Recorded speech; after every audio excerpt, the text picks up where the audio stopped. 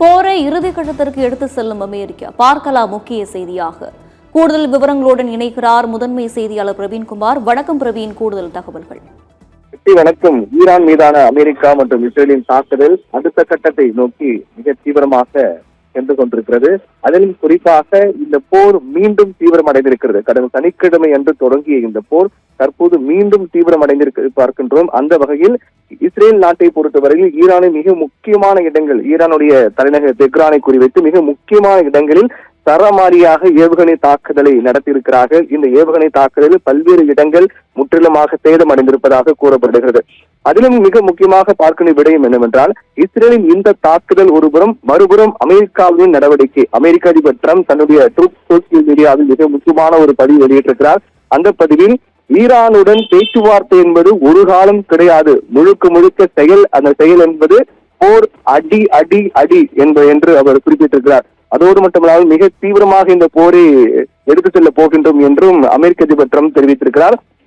தரைவழி தாக்குதல் மேற்கொள்ள போகிறோம், ஈரானுக்கு எதிராக தரைவழி தாக்குதலை மேற்கொள்ள போகின்றோம் என்ற அடிப்படையிலும் கூட டிரம்ப் அந்த பதிவில் குறிப்பிட்டிருக்கிறார். அப்படி என்றால் தரைவழி தாக்குதல் மேற்கொண்டால் அது சர்வநாசம் என்ற அளவில் மிகப்பெரிய ஒரு பாதிப்பு ஏற்படுத்தும் என்பதில் எந்தவித மாற்று கருத்தும் இல்லை.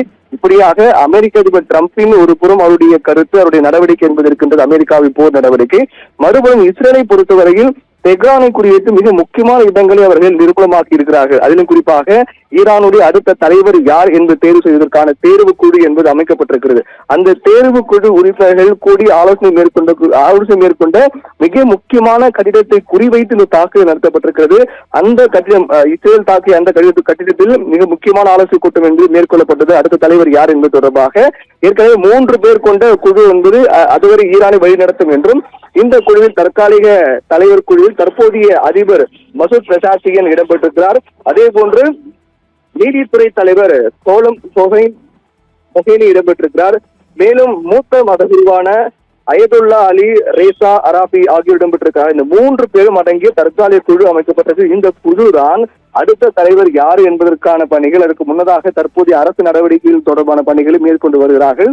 இந்த குழு அவசர ஆலோசனை மேற்கொண்டிருக்கிறார்கள். குறிப்பாக அடுத்த தலைவர் யார் என்பது தொடர்பான அவசர ஆலோசனை மேற்கொள்ளப்பட்ட கட்டிடத்தின் மீதுதான் இஸ்ரேல் சரமாரிய ஏவுகணை தாக்குதல் நடத்தியிருக்கிறார்கள். இதனால் அந்த கட்டிடம் முழுவதுமாக தரைமட்டமாக இருப்பதாக சொல்லப்படுகிறது. அந்த கட்டிடத்தில் உள்ளாக யார் யார் இருந்தார்கள், குறிப்பாக இந்த 3 பேர் அடங்கிய குழு அங்கு இருந்ததா, அல்லது மற்ற அதிகாரிகள் கொண்ட குழு அங்கு இருந்ததா, எதிரும் உயிரிழப்பு ஏற்பட்டதா, என்ன நடக்குது, என்ன உயிரிழப்பு தொடர்பான எந்த விவரமும் தற்போது வெளியாகவில்லை. ஆனால் அவர்கள் இஸ்ரேல் தாக்கிய அந்த கட்டிடம் என்பது முற்றிலுமாக சேதமடைந்து தரைமட்டமாக இருப்பதாக சொல்லப்படுகிறது. அந்த கட்டிடத்துக்குள்ளாக மிக முக்கிய ஆலோசனை என்பது மேற்கொள்ளப்பட்டு வந்திருக்கிறது. அடுத்த தலைவர், ஈரானுடைய தலைவர் யார் என்பது தொடர்பான மிக முக்கியமான ஆலோசனை கூட்டம் என்பது மேற்கொள்ளப்பட்டு வந்திருக்கிறது. அந்த கட்டிடத்தை தான் அவர்கள் சேதப்படுத்தியிருக்கிறார்கள். இது ஒரு புறம். மறுபுறம் அமெரிக்காவை பொறுத்தவரையில் நாங்கள் தரைவழி தாக்குதல் மேற்கொள்ளப் போகின்றோம் என்று தெரிவித்திருக்கிறார்கள். ஏற்கனவே ஐக்கிய அரபு அமீரகத்தை பொறுத்தவரை அதிகாரப்பூர்வமாக ஈரானுக்கு எதிராக போர் என்று அறிவித்து விட்டார்கள். லெபனானுக்கு எதிராக, லெபனானை நோக்கி தரைவழி தாக்குதல் இஸ்ரேல் மேற்கொண்டிருக்கிறார்கள்.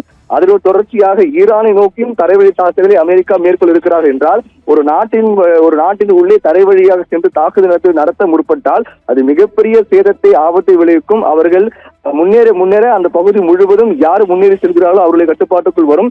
அந்த அடிப்படையில் பார்க்கும்போது வான்வழி தாக்குதல் தீவிரமாக நடைபெற்று வரக்கூடிய சூழ்நிலையில் தரைவழி தாக்குதலை அமெரிக்கா மேற்கொண்டால் இந்த போர் என்பது இறுதிக்கட்டம் என்பது முழுக்க ஈரானை அவர்கள் கட்டுப்பாட்டுக்குள் கொண்டு வரக்கூடிய நடவடிக்கை, ஈரானை முற்றிலுமாக அழித்துவிடக்கூடிய நடவடிக்கை, அவர்கள் எதெல்லாம் குறிவைத்திருக்கிறார்களோ அது அனைத்தையும் முற்றிலுமாக நிர்மூலமாக்கக்கூடிய நடவடிக்கை என்பது மேற்கொள்ளப்பட வாய்ப்பு அதிகமாக இருப்பதாக பார்க்கப்படுகிறது. இதை எதிர்த்து ஈரான் என்ன செய்ய போகிறது, அவருடைய பதிலடி தாக்குதல் எப்படி இருக்கும் என்பதையும் நாம் பொறுத்திருந்து பார்க்க வேண்டும். ஏற்கனவே இஸ்ரேல் மற்றும் அமெரிக்காவை தொடர்ந்து ஐக்கிய அரபு அமீரகமும் அதிகாரப்பூர்வமாக ஈரானுக்கு எதிராக போர் என்று அறிவித்து விட்டார்கள். மறுபுறம் ஈரானுக்கு ஆதரவாக சீனா கருத்து தெரிவித்திருக்கிறார்கள்.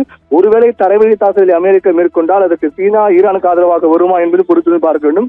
இப்படியாக தரைவழி தாக்குதல் அமெரிக்கா மேற்கொண்டால் வான்வழி தாக்குதல் இஸ்ரேல் மேற்கொள்ளக்கூடிய நிலையில் இந்த போர் மிக தீவிரமாக ஈரானுக்கு எதிராக இருக்கும். ஈரானுடைய பல்வேறு நிலைகளை குறிவைத்து மிக தீவிர தாக்குதல் மேற்கொள்வதற்கான வாய்ப்பு அதிகமாக இருப்பதாக பார்க்கப்படுகிறது.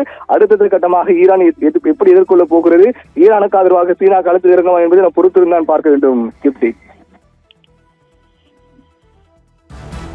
கூடுதல் விவரங்களுக்கு நன்றி பிரவீன்குமார்.